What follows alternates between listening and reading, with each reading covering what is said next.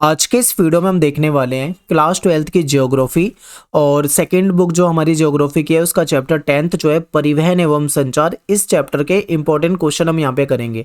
Term 2 के लिए हम यहाँ पे तैयारी कर रहे हैं और जितने भी इंपॉर्टेंट क्वेश्चन इस चैप्टर से बनते हैं मेन क्वेश्चन वो सारे मैं आपको यहाँ पे कराने वाला हूँ। मेरा नाम है सत्येंद्र प्रताप। आप मुझे इंस्टाग्राम पे फॉलो कर सकते हैं, एकलव्य स्टडी पॉइंट या मेरा यूजर नेम है।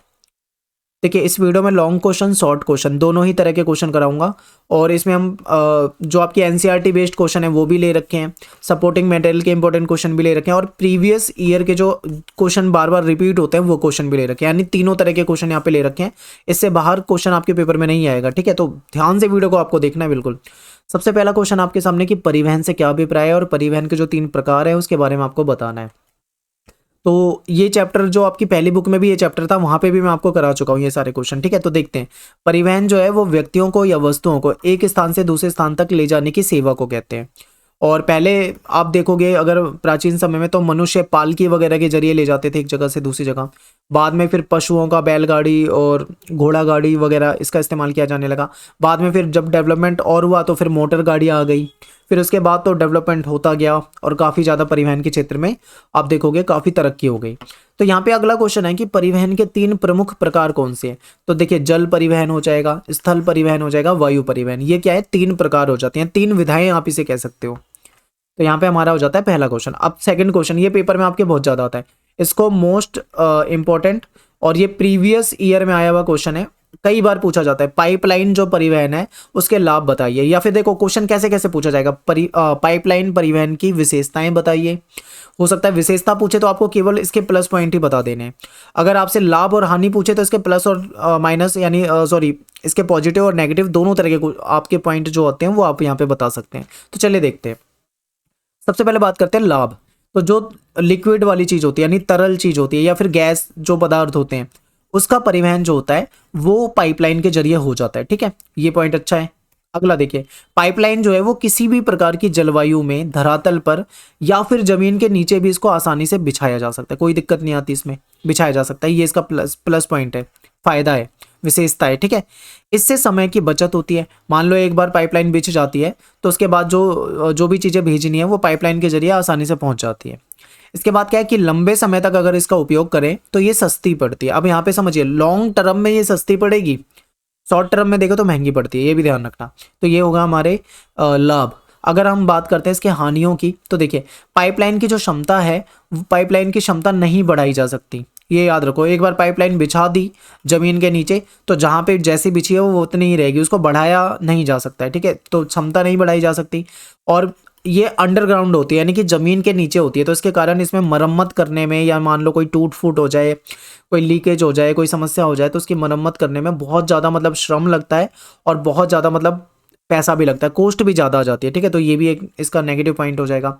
फिर क्या है कि सुरक्षा की दृष्टि से उपयुक्त नहीं माना जाता। मान लो टूट फूट हो जाए या कोई नुकसान पहुंचा दे पाइपलाइन वगैरह को तो इसलिए भी सही नहीं माना जाता है। मान लो कहीं पे कोई लीकेज हो जाता है तो उसको पता लगाना भी अगर जमीन के नीचे तो काफ़ी कठिन हो जाता है। तो ये भी एक मतलब समस्या है। तो इसके लाभ और हानि आप यहाँ पे बता सकते हैं, ठीक है? क्वेश्चन कैसे आ रहा है आपको क्वेश्चन की लैंग्वेज पढ़ के उसके अकॉर्डिंग आंसर देना है। अगला क्वेश्चन आपके सामने कि भारत में वायु परिवहन के क्षेत्र में एयर इंडिया और इंडियन, ठीक है, इंडियन एयरलाइंस जो थी, इंडियन एयरलाइंस के योगदान की विवेचना करो। तो देखिए अगर हम वायु परिवहन की बात करें तो ये सबसे तीव्रतम साधन होता है, बहुत तेजी से एक स्थान से दूसरे स्थान पे पहुंचा देता है वायु परिवहन, ठीक है? लेकिन ये बहुत महंगा होता है। ये बेसिक सी बात है, आगे देखते हैं इसमें क्या क्या पॉइंट बनेंगे। देखिए भारत में वायु परिवहन की शुरुआत जो है 1911 में हुई थी। सबसे पहले इलाहाबाद से नैनी केवल 10 किलोमीटर के लिए ये वायु जो डाक प्रचालन था ये शुरू की गई थी, ठीक है? केवल 10 किलोमीटर के लिए। अगर हम वायु परिवहन का वास्तविक विकास देखें कि रियल में ये कब पूरे मतलब देशों में लागू हुई है या बड़े लेवल पे लागू हुई है, तो ये आज़ादी के बाद, जब देश आज़ाद हुआ उसके बाद फिर ये बड़े लेवल पे इसका काम शुरू हुआ। भारत में वायु परिवहन का जो मैनेजमेंट है उसकी जिम्मेदारी जो है वो किसको थी? एयर इंडिया को दी हुई थी कि एयर इंडिया जो है ये इसका मैनेजमेंट करेगी, वायु परिवहन जो भी सर्विस होती है। अब आज के समय में देखें तो बहुत सारी निजी कंपनियां हैं, वो भी यात्री सेवाएं देना शुरू कर चुके हैं। तो ये इसकी बेसिक जानकारी दे रहा हूँ, पॉइंट आपको ये पेपर में नहीं लिखने, बस ये बेसिक है। अब आपका आंसर यहाँ से शुरू होगा, ये आपको याद रखना। देखिए, एयर इंडिया यात्रियों को और जो नौभार है, जो मतलब जो वस्तुएं होती है, इनका यातायात दोनों के लिए ये अंतर्राष्ट्रीय वायु सेवाएं जो है उपलब्ध कराती है। ये इसकी उपलब्धि है और ये इसका महत्व भी है, एयर इंडिया का याद रखना है। ये जो एयर इंडिया ये अपनी सेवाओं द्वारा विश्व के सभी महाद्वीपों को जोड़ती है, ठीक है, सभी महाद्वीपों को जोड़ती है, ये मतलब हर जगह कनेक्टिविटी है इससे। 1953 में वायु परिवहन का राष्ट्रीयकरण कर दिया गया था। उसके बाद दो कंपनियां, एक तो एयर इंडिया लिमिटेड और दूसरा इंडियन एयरलाइंस, इन दोनों का गठन हुआ। ये दोनों काम करने लगी, ठीक है, वायु परिवहन के क्षेत्र में। लेकिन बाद में क्या हुआ, ये जो इंडियन एयरलाइंस थी इसको बाद में मर्ज कर दिया गया एयर इंडिया के अंदर, यानी फिर ये इसी में जुड़ गई, ठीक है, बाद में एयर इंडिया ही बन गई। तो ये इसकी कुछ योग्यता है या फिर इसकी कुछ विशेषता आप कह लो, ठीक है, ये आपको बताना है। तो ये पूरा यहाँ से लेके वहां तक मैंने आपको बता दिया ताकि आपको सारी चीजें एकदम कंफर्म हो जाए और सही तरीके से आप कर पाओ। अगला क्वेश्चन देखो, भारत में परिवहन के प्रमुख साधन कौन कौन से हैं, इनके विकास को प्रभावित करने वाले कारकों की विवेचना करो। एनसीईआरटी के क्वेश्चन भी ले रखे हैं मैंने इसमें, ठीक है। देखिए, तो भारत में परिवहन के विभिन्न प्रकार के साधन उपलब्ध हैं, आप सभी जानते हैं। यहाँ पे सड़क परिवहन, जल परिवहन, रेल परिवहन, वायु परिवहन, हर तरह की सुविधा उपलब्ध है। तो सबसे पहले बात कर लेते हैं सड़क परिवहन की। तो भारत में सड़कों का विस्तृत जाल है, यानी बहुत बड़ा नेटवर्क है। सड़क परिवहन जो है वो सड़क जो है वो परिवहन का सबसे बड़ा फायदा ये होता है कि ये सभी जगह को जोड़ता है, ठीक है। सड़क परिवहन जो होता है इसका सबसे बड़ा फायदा है कि सभी जगह को जोड़ देता है। डोर टू डोर अगर हमें जाना है तो वो सड़क से ही हम जा सकते हैं, एक घर से दूसरे घर, तीसरे घर, ठीक है। इस तरीके से मतलब हमें सड़कें हर जगह पहुंचा देती है। छोटी दूरी की यात्रा जो होती है उसके लिए सड़क परिवहन को सबसे अनुकूल माना जाता है। मान लो आपको 2 मिनट की दूरी पे जाना है तो अब कोई ट्रेन में थोड़ी जाएगा, नाव में तैर के थोड़ी जाएगा, उसके लिए सड़कों का इस्तेमाल करना सबसे बेहतर होता है। तो ये छोटी दूरी के लिए तो बहुत अच्छा होता है। अब बात करते हैं रेल परिवहन की। तो भारत में आपको पता है कि बहुत बड़ा रेल नेटवर्क है, ठीक है। भारतीय रेल जो है वो, अगर हम इसकी सेवा की बात करें तो एशिया में सबसे बड़ी और दुनिया में दूसरी सबसे बड़ी परिवहन सेवा है भारतीय रेल की। और ये क्या करती है भारतीय रेल, यात्रा भी करवाती है लोगों को, और जो वस्तुएं होती है यानी जो माल परिवहन है वो भी मतलब करवाती है, यानी लोगों को भी एक जगह से दूसरी जगह पहुंचाती है, और जो कच्चा माल, सामान वगैरह जो चीज़ें होती है उसको भी एक जगह से दूसरी जगह पहुंचाती है। तो भारतीय रेलवे जो है ये एक सुलभ और सस्ती परिवहन सेवा है, ठीक है। इसके बाद बात कर लेते हैं जल परिवहन की। तो जल परिवहन जो होता है वो परिवहन का सबसे सस्ता साधन होता है, याद रखें, सबसे सस्ता पड़ता है जल परिवहन, क्योंकि इसके द्वारा यात्री और वस्तुओं को परिवहन जो होता है आसानी से कराया जा सकता है, ठीक है। ये ईंधन दक्ष है, ज़्यादा ईंधन की जरूरत नहीं पड़ती, और परिस्थिति के अनुकूल है, यानी पर्यावरण के भी अनुकूल है, कोई पर्यावरण को नुकसान भी नहीं पहुंचता, कोई पोल्यूशन वगैरह ये सारी चीज़ें भी नहीं होती इससे। तो ये काफ़ी मतलब अच्छा आप कह सकते हो जल परिवहन। इसके बाद है वायु परिवहन। तो वायु परिवहन आपको पता है ये अच्छा तो है लेकिन ये महंगा भी है, यानी वायु परिवहन जो होता है वो एक स्थान से दूसरे स्थान तक जाने के लिए सबसे तेज साधन है। यानी अगर आप वायु परिवहन मार्ग से जाते हो तो आपको बहुत कम समय लगेगा, लेकिन ये एक महंगा है, इसीलिए इसको सभी लोग यूज नहीं कर पाते हैं, ठीक है। इसने क्या किया, वायु परिवहन ने यात्रा का जो समय है वो कम कर दिया और दूरियों को भी कम कर दिया। भारत जैसे अगर बड़े देश की बात करें तो यहाँ पे इसकी ज़रूरत भी बहुत ज़्यादा है, ठीक है, क्योंकि यहाँ पे लंबी दूरी, मान लो आप जम्मू कश्मीर से जाते हो साउथ की तरफ तो बहुत लंबी दूरी हो जाती है। तो ऐसे में जो अगर आप वायु परिवहन का इस्तेमाल करते हैं तो ही हम जल्दी जा पाएंगे, ठीक है। तो ये हो जाएगा। इसके बाद देखो इसी क्वेश्चन में ना एक और पॉइंट था कि परिवहन के विकास को प्रभावित करने वाले कारक बताइए। तो कई सारी चीज़ें हैं जो परिवहन को प्रभावित करती है, जैसे मान लो कि स्थान, उस स्थान की विशेषता, स्थान का परिवेश क्या है, भूमि कैसी है, क्योंकि मान लो सड़कें बनानी है या परिवहन के साधन स्थापित करने हैं तो भूमि भी देखी जाती है। टेक्नोलॉजी देखी जाती है कि उस जगह पे कैसी टेक्नोलॉजी है। स्थान को देखा जाता है, स्थान उसके योग्य है या नहीं है, ठीक है। भौगोलिक और जलवायु कारक भी प्रभावित करते हैं, और परिवहन के साधन में लगने वाली जो कॉस्ट होती है, जो खर्चा होता है, वो भी प्रभावित करता है।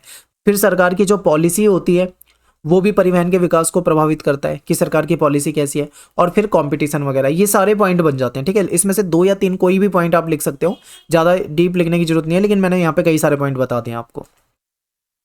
आगे का क्वेश्चन आपके सामने है कि भारत के आर्थिक विकास में सड़कों की भूमिका का वर्णन करो।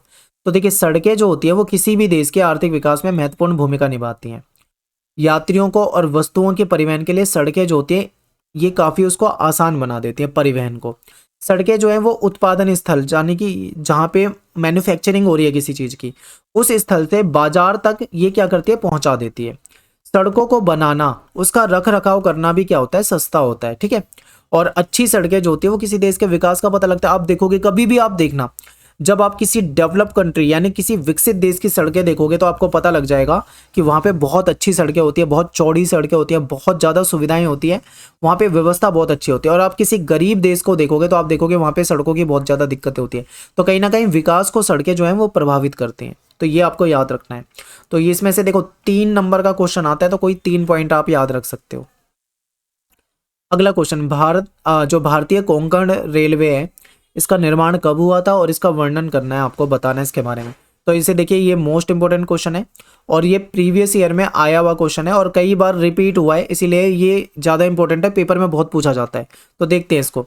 तो भारतीय जो रेलवे कोंकण है, कोंकण रेलवे जो है, इसका जो निर्माण हुआ था ये 1998 में हुआ था, यानी भारतीय कोंकण रेलवे 1998 में स्थापित हुआ, इसका निर्माण हुआ।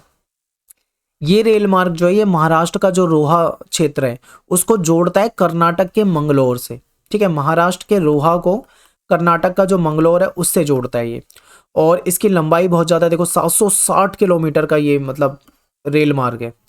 और ये रेल मार्ग जो है ये जब गुजरता है तो 146 नदी, ठीक है, 146 नदी धारा और 2000 पुल और 91 सुरंगों को पार करता है। तो आप सोचो कितना बड़ा रेल मार्ग है। और इंजीनियरिंग का ये सबसे अनूठा चमत्कार है, यानी कि जो भी यहाँ पे इंजीनियरों ने काम करा है बहुत ज़बरदस्त काम करा है, क्योंकि इतना कुछ कर पाना काफ़ी मुश्किल होता है, ठीक है। तो ये चीज़ें यहाँ पे है। इसके बाद क्या है, इस मार्ग पर एशिया की सबसे जो बड़ी सुरंग है 6.5 किलोमीटर की, 6.5 किलोमीटर की, ये सुरंग भी इसी मार्ग में आ जाती है। और इसमें अगर हम देखें पार्टनर कौन कौन से हैं, तो महाराष्ट्र, कर्नाटक और गोवा, ये तीनों ही जो राज्य हैं इनकी भागीदारी है इसके अंदर। तो ये 2-3 पॉइंट आपके लिए हैं, यहाँ पे समझ लो, ये आपके पेपर के लिए काफी इंपॉर्टेंट है। अगला क्वेश्चन है, भारतीय रेल की कुछ समस्या बताओ। तो देखिए, भारत की जो रेल है ना, उच्च स्तर की सुविधा उपलब्ध नहीं हो पाती है सभी में, ठीक है। रेल मार्ग में दुर्घटना काफी होती है। मैंने एक आर्टिकल पढ़ा था कि जापान के बारे में था, आई थिंक जापान में पिछले 50 या 51 साल में कोई रेल दुर्घटना नहीं हुई है। और भारत में हर दूसरे दिन, मतलब डेली आप ये लगा लो, कहीं ना कहीं रेल दुर्घटना होती है। तो आप इसी से अंदाजा लगा लो कि जो भारतीय रेल है यहाँ पे दुर्घटना के मामले में ये काफ़ी, मतलब इसका जो स्तर है काफ़ी बेकार माना जाएगा। और यहाँ पे बहुत सारे यात्री बिना टिकट के यात्रा करते हैं, तो इससे भी रेलवे को नुकसान होता है। फिर क्या है, भारत में रेल तंत्र जो है वो पर्याप्त नहीं है, क्योंकि भारत की जनसंख्या बहुत ज़्यादा है। ऐसे में रेल तंत्र जो है पर्याप्त नहीं है। आप देखोगे कि कभी भी टिकट बुक करानी होती है तो रिजर्वेशन सीट वगैरह नहीं मिल पाती। क्यों? क्योंकि जनसंख्या है बहुत ज़्यादा और ट्रेन जो है वो सुविधाएं जो है वह काफ़ी कम है, इसलिए दिक्कतें आती है। सिग्नल प्रणाली भी अगर हम देखें तो ज़्यादा अच्छे स्तर की नहीं है, ठीक है। तो ये कुछ पॉइंट है, इसकी समस्या हम बता सकते हैं। अगला क्वेश्चन देखो, सीमा सड़क संगठन की जो स्थापना है ये कब हुई थी? तो देखिए, जो बॉर्डर रोड ऑर्गेनाइजेशन, इसको बीआरओ भी कहा जाता है, इसकी स्थापना जो हुई थी 1960 में मई महीने में हुई थी, ठीक है, 1960 मई में। और इसकी स्थापना का उद्देश्य क्या था कि जो नॉर्थ में जो उत्तर वाला एरिया और जो नॉर्थ ईस्ट वाला एरिया है उसकी जो सीमा है, यानी उसका जो बॉर्डर है, बॉर्डर से जो सटी हुई सड़कें होती हैं उसमें सुधार के माध्यम से आर्थिक विकास को तेज करना है, ठीक है। और रक्षा तैयारियों को भी मजबूत करना है, ताकि सेना वगैरह से रिलेटेड कोई कार्यवाही हो तो वो भी इन सड़कों के द्वारा हो सके। तो इसलिए ये इसकी बीआरओ की स्थापना की गई थी। और इसने एक काम ये करा है कि बहुत जो ऊंचाई वाले जो पर्वतीय क्षेत्र है, जैसे चंडीगढ़ को मनाली से, ठीक है, हिमाचल प्रदेश में मनाली है, और फिर उसको लेह लद्दाख से जोड़ा है, यानी इतने ऊंचे मार्ग का भी निर्माण जो है इन्होंने करा है, बीआरओ ने करा है, ठीक है। तो ये भी एक पॉइंट हो जाएगा। तो शायद ये क्वेश्चन आ सकता है पेपर में, शॉर्ट क्वेश्चन में पूछा जाता है, ज़्यादा नहीं पूछा जाता पर ये आ सकता है, याद रख लेना इसे। अगला क्वेश्चन है कि भारत में परिवहन के अन्य साधनों की तुलना में सड़क परिवहन जो है वो ज़्यादा उपयोगी माना जाता है। क्यों माना जाता है भाई से? तो चलिए देखते हैं। सड़कें जो होती हैं वो ज़्यादा ऊबड़ खाबड़ होती हैं, ठीक है, और भलवा भूमि जो है उस पर भी सड़कें जो होती हैं बनाई जा सकती हैं। आप देखते हो कि जो पहाड़ी एरिया होते हैं वहाँ पे कितना रिस्की होता है, लेकिन वहाँ पे भी सड़कें जो होती हैं बनाई जा सकती हैं, ऊबड़ खाबड़ में भी बनाई जा सकती है, दिक्कत होती है लेकिन बनाई जा सकती है। देखो, इसके बाद क्या है, सड़कें जो होती हैं वो डोर टू डोर, यानी एक दरवाजे से दूसरे दरवाजे में पहुंच सकते हैं। ठीक है, आपको अपने घर से आपके दोस्त के घर जाना है तो आप सड़कों के माध्यम से, गलियों के माध्यम से जा सकते हो। सड़क परिवहन अन्य परिवहन साधनों की पूरक है, यानी जो अन्य परिवहन साधन है उनको कहीं ना कहीं पूर्ति कर देती है हमारी सड़कें जो होती है। और शीघ्र खराब होने वाला जो सामान होता है, जिसको काफ़ी जल्दी पहुंचाना होता है, तो वो भी सड़क माध्यम के द्वारा ले जाया जा सकता है।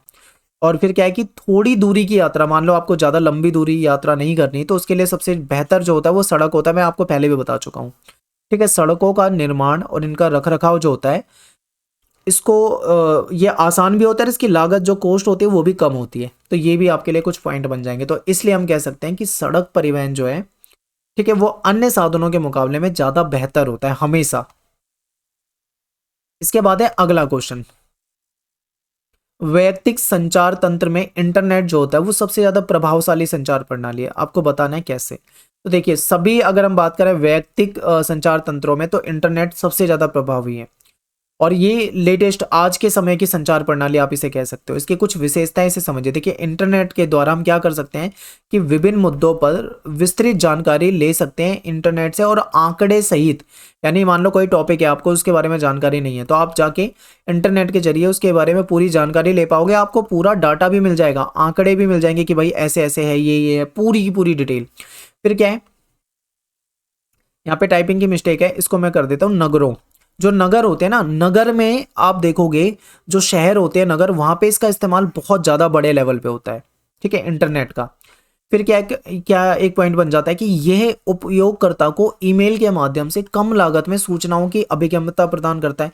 यानी हम ईमेल के माध्यम से सूचना को एक जगह से दूसरी जगह पहुंचा भी सकते हैं। देखो, आप यहाँ इंडिया में बैठे हो, आपका कोई फ्रेंड है जो कि यूएस से अमेरिका में बैठा हुआ है, तो आप यहाँ पे 1 क्लिक में अपने संदेश को उस व्यक्ति तक पहुंचा सकते हो। किसके माध्यम से? इंटरनेट के माध्यम से। तो ये काफी तीव्र भी आप इसे कह सकते हो, और काफी सस्ता भी आप कह सकते हो। ठीक है, इसके बाद देखिए, आप देखते हो ई कॉमर्स वेबसाइट जो होती है, जिसमें हम ऑनलाइन का चलन हो रहा है कि जो भी हमें चीज़ें खरीदनी होती है हम ऑनलाइन खरीद सकते हैं। क्या है भाई, हम अपने घर पे बैठ के बुक कर सकते हैं, और जो घर पे बैठ के ऑनलाइन पेमेंट कर सकते हैं, और वो सामान हमारे घर आ जाता है, हमें कहीं जाना भी नहीं पड़ता। तो ई कॉमर्स और इलेक्ट्रॉनिक लेन देन जो है, ये भी अब ज़्यादा इस्तेमाल में लाया जाने लगा। और ये किसकी वजह से हो पाया संभव? इंटरनेट की वजह से। अगर इंटरनेट नहीं होता तो क्या ये ई कॉमर्स वाला सिस्टम चल पाता? बिल्कुल नहीं चल पाता। समझ रहे हो ना? तो ये भी काफ़ी मतलब फ़ायदेमंद है। इसके बाद क्या है कि ईमेल के माध्यम से हमें विस्तृत जानकारी प्राप्त हो जाती है, तो ये भी बहुत अच्छा पॉइंट है। तो इस तरीके से बता सकते हो, बहुत ही आसान है, सभी इंटरनेट यूज़ करते हैं, इंटरनेट के फायदे बता सकते हैं यहाँ पे। ठीक है, अगला प्रश्न देखो, जो भारतीय रेल नेटवर्क है, ये माल ढुलाई यानी सामान को ढोता है, वस्तु को एक जगह से दूसरी जगह ले जाता है, और यात्रियों की भी आवाजाही के लिए सुविधा प्रदान करता है, हम सभी जानते हैं।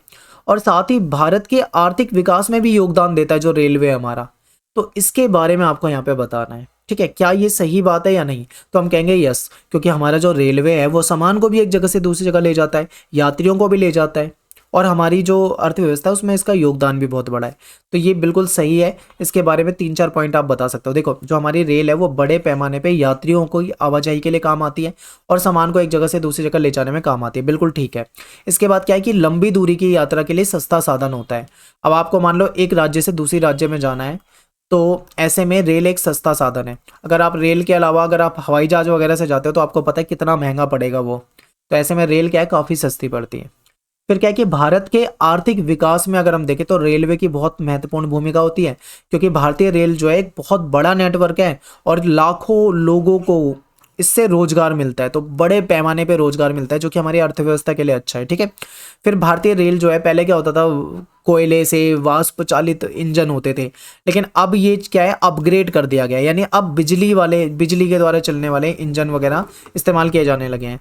तो ये कुछ हम भारतीय रेलवे की यहाँ पे विशेषताएं बता सकते थे इसमें। इसके बाद देखो, रेल की गति बढ़ने के साथ साथ इनकी जो धुलाई का मतलब यहाँ पे ढुलाई है, यानी किसी वस्तु को ले जाना, ढुलाई की जो क्षमता है वो भी बढ़ाई गई है। रेल मार्गों का भी विस्तार किया गया है।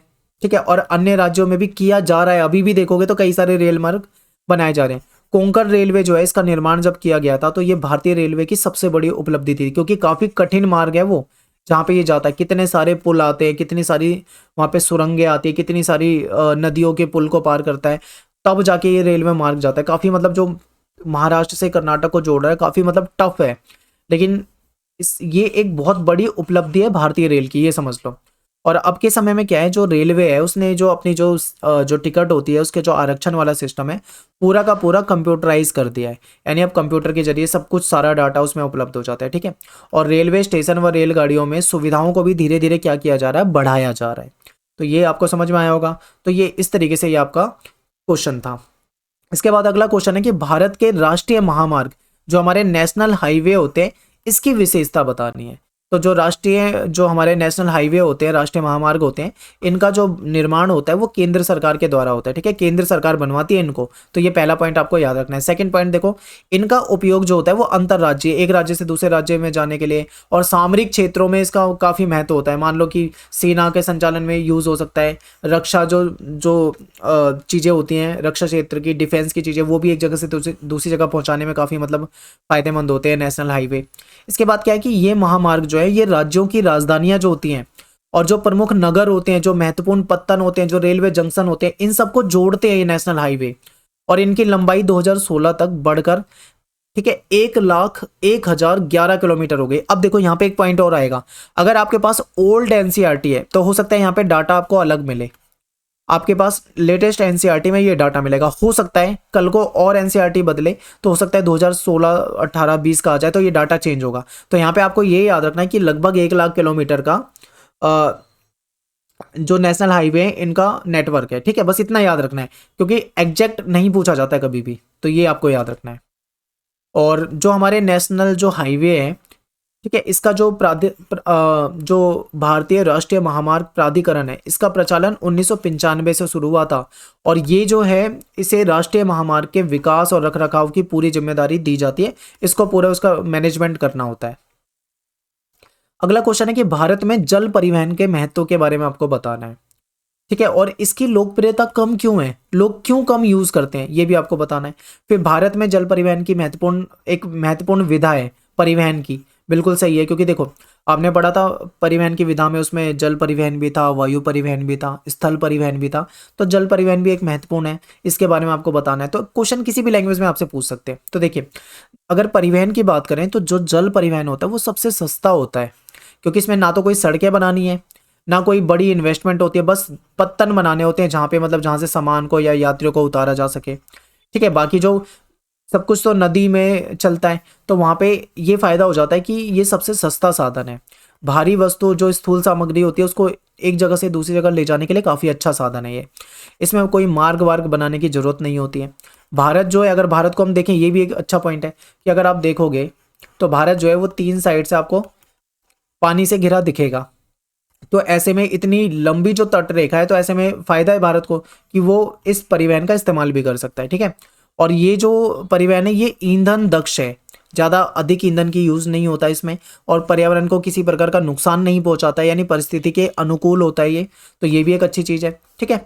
और जलमार्ग जो है वो देश के परिवहन का लगभग 1% का योगदान इसका भी है, जिसमें नदियाँ, नहरें और सक्रिय खाड़ी वगैरह, यहाँ पे नाव वगैरह के जरिए परिवहन होता है। अब यहाँ पे देखो ये जो जल परिवहन है ना, ये ज़्यादा मतलब पॉपुलर नहीं है, लोकप्रिय नहीं है। क्यों? क्योंकि देखो रेल परिवहन के साथ इसका कंपटीशन है, लोग रेल परिवहन को ज़्यादा तवज्जो देते हैं जल परिवहन के मुकाबले। फिर क्या है, जल निकाय जो है इसका जो सिस्टम है रख रखाव का वो भी मतलब सही नहीं है, उतना ज़्यादा इसको प्रमोट नहीं किया गया है, एक ये भी कारण हो जाता है। अगला क्वेश्चन, भारत देश की आर्थिक प्रगति में रेलवे का बहुत बड़ा योगदान है, क्या आपको लगता है? यस बिल्कुल, हमने ये क्वेश्चन पढ़ा है, दूसरी लैंग्वेज में पढ़ा है। तो देखिए भारत का जो रेल नेटवर्क है वो काफ़ी बड़ा है और आर्थिक विकास में इसने काफ़ी योगदान दिया है, क्योंकि रेल के द्वारा कोयला या फिर जो अन्य कच्चा माल है उसको एक जगह से दूसरी जगह ले जाया जाता है। रेल जो है वो तैयार माल को, बने हुए माल को बाजार तक पहुंचाने के काम आ जाती है। फिर क्या है, विदेशों से जो चीज़ें हम लेते हैं, खरीदते हैं, आयात करते हैं, उसको भी देश के अंदर के बाजारों में पहुंचाने में रेल बहुत बड़ी भूमिका निभाती है। फिर कोयले द्वारा जो पहले चलते थे इंजन, वाष्प वाले इंजन, अब उसको प्रतिस्थापित यानी कि उसको चेंज किया जा रहा है, और उसके बदले में क्या करा जा रहा है, विद्युत बिजली से चलने वाले इंजन लगाए जा रहे हैं। और इससे क्या हुआ है, स्टेशन में पर्यावरण में भी सुधार आया है, और रेल यात्रियों को और जो सामान होता है उसको भारी संख्या में एक स्थान से दूसरे स्थान पे ले जाने में रेल का बहुत बड़ा योगदान है, ये भी हम पढ़ चुके हैं। तो बहुत ही आसान आसान से क्वेश्चन है, आपको लगेगा कि एक ही क्वेश्चन बार बार आ रहा है, पर इसमें ऐसे ही क्वेश्चन बनते हैं इस चैप्टर में, ज़्यादा क्वेश्चन बनते नहीं है। ठीक है, तो आप टेलीग्राम ग्रुप हमारा ज्वाइन कर लो, क्लास 12 ESP न्यू ग्रुप है अपना, 22,000 से ज़्यादा स्टूडेंट जुड़े हुए हैं। तो मिलते हैं आपसे नेक्स्ट वीडियो में। थैंक्स फॉर वॉचिंग सभी को। जय हिंद, जय भारत।